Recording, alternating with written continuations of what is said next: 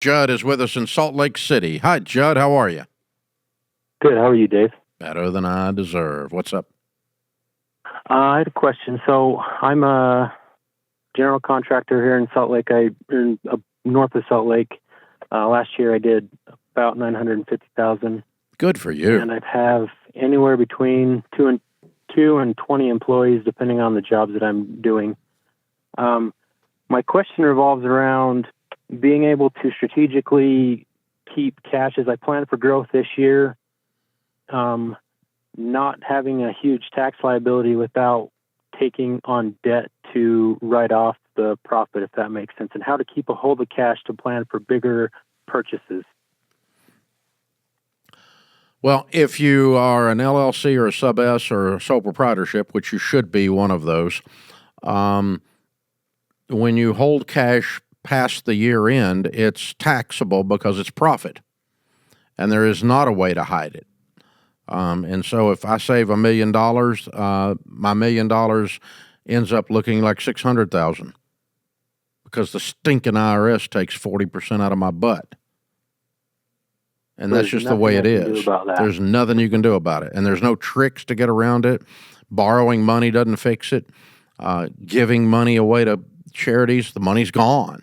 I mean, you can create write-offs, but there's still the money's gone. And so we just save money in spite of the stinking IRS.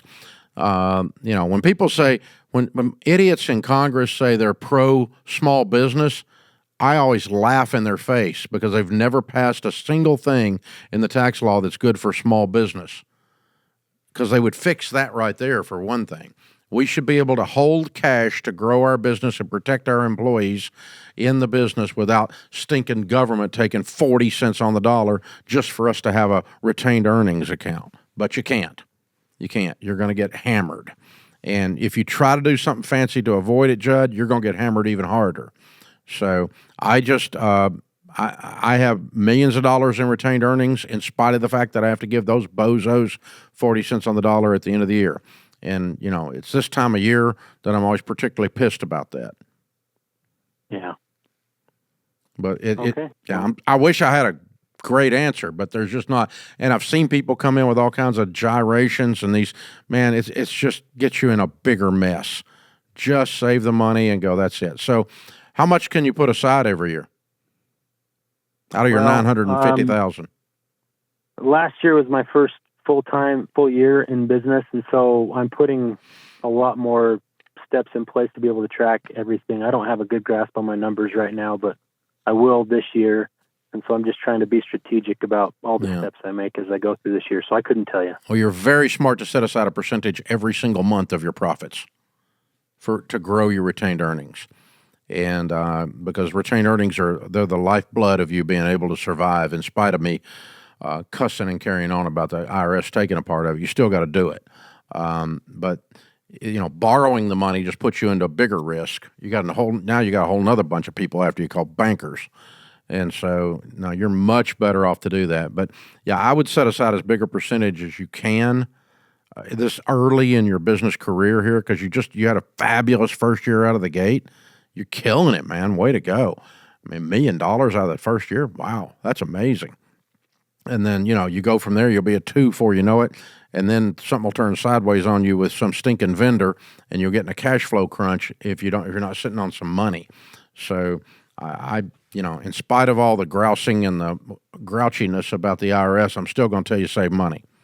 I'm still going to tell you to build that retained earnings. So, and what I learned to do was take a percentage of my net profits every single month, take it out of operating, and set it aside in a separate account so that retained earnings actually does build. Because if you leave it laying around in the operating account, it'll get used up for something that you felt like you, in quotes, needed, but you didn't really need it. You just got them. You didn't figure out some creative way. Money hadn't been there, you'd have figured it out. So keep your stinking hands off of it. And then, by the way, the money's there for the government at the end of the year when you got to pay it, or quarterly when you're doing your quarterly estimates, either one. And you're just reducing your retained earnings by the tax. And that's what we do at Ramsey. It's what we've done for 30 years. Doesn't keep me from being mad about it all the time, though. and want to vote every one of those people out of office up there. If I had somebody working for me that ran a business the way those people run that thing, they'd have been fired by Friday. Oh my gosh. But no, we keep reelecting them. We keep sending them back up there to be incompetent over and over and over until they're so old that now they have a reason to be incompetent because they can't string a sentence together. Oh God, it's just disgusting. But anyway, you still got to save money, man. You still got to do it, and you got to keep being a stud. Way to go, Judd. I'm so proud of you, man.